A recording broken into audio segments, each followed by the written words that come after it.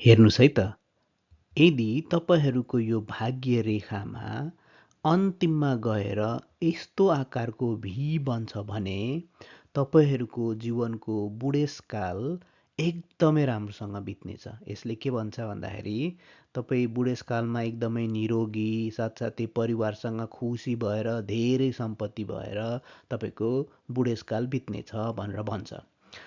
र अर्को कुरा, यदि यही ठाउँमा भी नभएर तपाईँको त्रिशूल भएमा यो त झन् असाध्यै राम्रो हो। यसले चाहिँ के भन्छ भने तपाईँको जवानी पनि एकदमै सुमधुर हुनेछ, पैसाको कहिल्यै कमी हुने छैन, खुसीको कहिल्यै कमी हुने छैन, साथसाथै तपाईँको बुढेसकाल पनि एकदमै सुमधुर हुनेछ। तसर्थ यदि तपाईँको भाग्य रेखाको अन्तिममा त्रिशूल छ भने त यसलाई चाहिँ एकदमै सर्वोत्कृष्ट चिन्ह मानिन्छ। साथै तपाईँको हातको कुनै पनि ठाउँमा त्रिशूल आकार छ भने यो पनि एकदमै